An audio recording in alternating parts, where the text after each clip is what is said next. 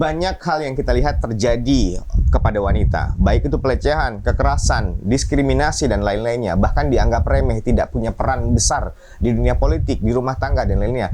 Perempuan kerap kali diidentifikasikan sebagai wanita yang tugasnya adalah di dapur, di rumah. Tapi itu ternyata bisa diseimbangkan. Itu sudah dilakukan oleh Kak Baby Nelufa. Kak, kita berbicara soal masalah, banyak sekali hal-hal yang terjadi di kalangan, bukan cuma di Indonesia ya, bahkan juga di Pontianak sekalipun. Beberapa kasus, beberapa tamu yang beberapa yang saya ajak ngobrol berbicara soal meningkatnya kasus pelecehan, kasus kekerasan terhadap perempuan dan anak. Kak Bibi pasti memperhatikan ini. Nggak mungkin nggak, Kak? Pasti. Apa tanggapan Kakak soal itu? Saya sedih dan saya berbuat untuk lingkungan terkecil pastinya. Bagaimana sebenarnya ini pada saat bisa dilihat di media sosial saya, bagaimana saya menggali informasi, kemudian walaupun pasti saya berjuang di kebetulan saya sebagai wakil ketua Komisi 4 di DPRD sekarang kan, bagaimana itu berhubungan dengan dinas pemberdayaan perempuan, dinas sosial. Ini menjadi konsen saya. Bisa dilihat saya bikin YouTube kemarin, saya gali informasi kepada pelaku-pelaku prostitusi online itu. Kan. Ini ribut teman-teman, dianggap bahwa ini menjatuhkan citra Kota Pontianak. Tidak, saya tidak menganggap seperti itu. Tapi saya bagaimana ini kita semua melek bahwa ini ada masalah yang besar nih. Yang harus diperhatikan, bukan masalah pembangunan saja. Jadi ini sumber daya manusia kita ini terancam, khususnya perempuan dan anak. Ini harus menjadi konsen pemerintah Kota Pontianak. Kemarin saya juga bikin dialog terbuka, Golkar, khususnya AMPG dan KPPG. AMPG itu angkatan mudanya, kalau KPPG itu Kesatuan Perempuannya, untuk bikin dialog terbuka supaya ibu-ibu mengantisipasi, peduli terhadap anaknya, tetangganya, keponakannya.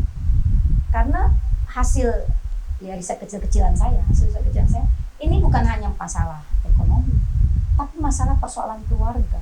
Nah, di Kota Pontianak pada saat saya manggil, rapat kerja, kasus perceraian di Kota Pontianak ada 6.000 kasus perceraian di Kota Pontianak. Saya sempat baca itu, ini salah satu yang tertinggi juga di. Iya, dan itu memicu permasalahan-permasalahan sosial sehingga anak-anak itu merasa tidak diperhatikan.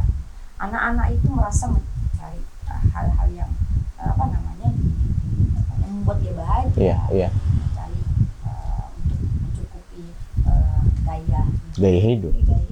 Sehingga dengan cara-cara instan, apalagi dengan adanya micet sekarang itu memperkeruh. Kalau bisa pemerintah pusat blokir tuh kan pemerintah punya hak. Merusak sekali gitu dengan adanya aplikasi seperti itu membuat pada saat kalau saya siapa adanya saya ngomong, karena saya emang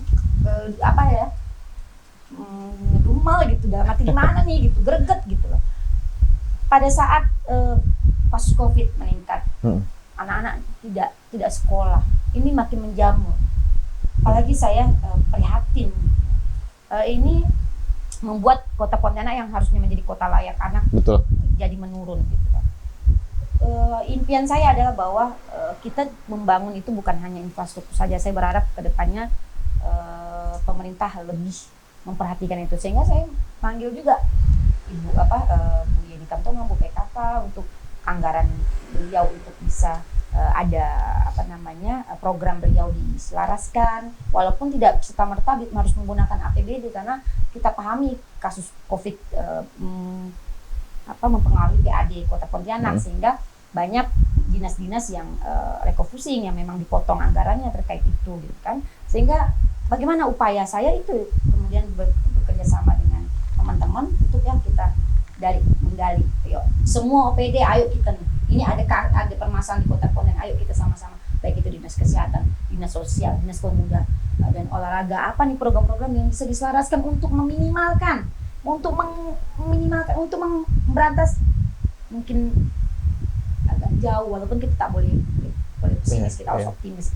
Tapi saya paling tidak kita ada berbuat. Nah itu saya mengajak teman-teman, tapi ada teman-teman, ada 6 teman-teman perempuan yang ada, tapi itulah tadi. Kalau 6 saja tidak 30% keterwakilan perempuan dan tidak mendominasi, karena banyak permasalahan-permasalahan dan kebijakan-kebijakan yang mempengaruhi perempuan dan anak, dan mempengaruhi terkait kasus itu.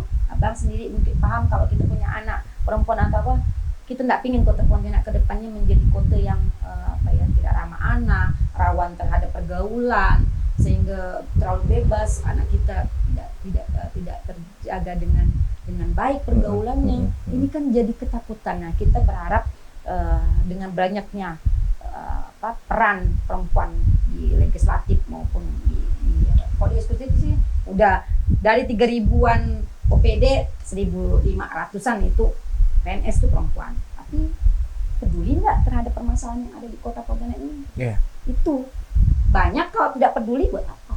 Kita peduli terhadap permasalahan yang ada, sehingga ketika saya membuat dialog terbuka ataupun membuat YouTube yang mungkin ya ditonton atau enggak, tapi itu wujud saya bahwa saya ingin mendobrak bahwa yuk kita sama-sama bagaimana nih kota Pontianak nih, supaya meminimalkan.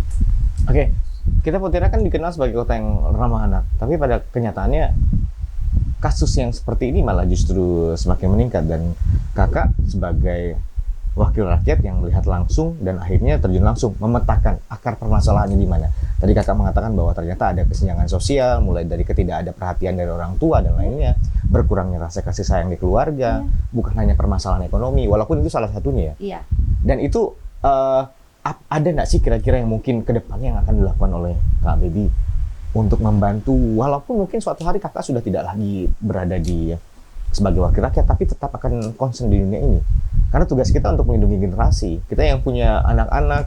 Saya punya impian, mudah-mudahan kalau ke depan perempuan bisa dilibatkan, berhasil bukan perempuan dilibatkan, saya harus menerobos itu, bisa di eksekutif, saya akan konsen terhadap permasalahan.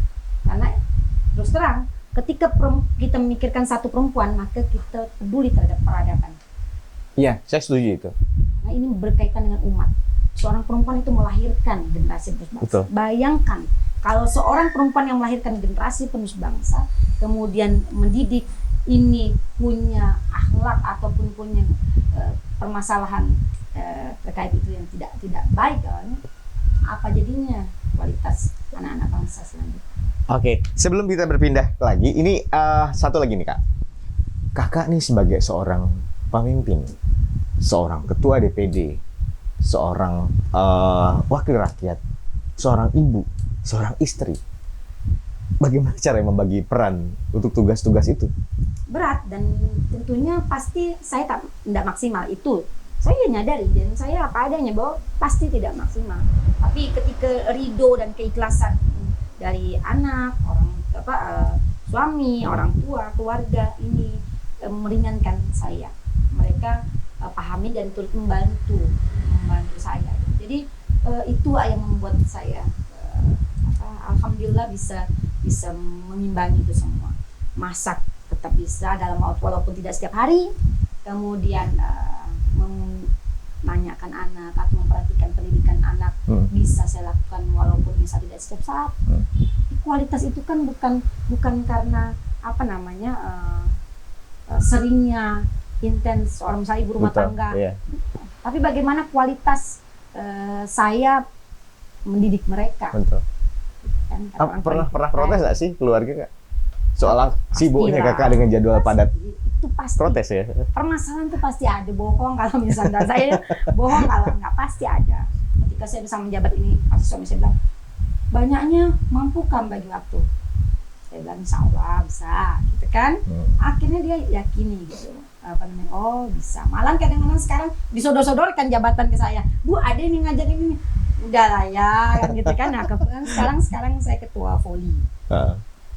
Kota Pontianak, mengabdi di insan olahraga gitu. Oke, luar biasa sekali. Ternyata yang dilakukan oleh Kak Baby adalah contoh nyata wanita itu multitasking ya, bisa melakukan banyak hal.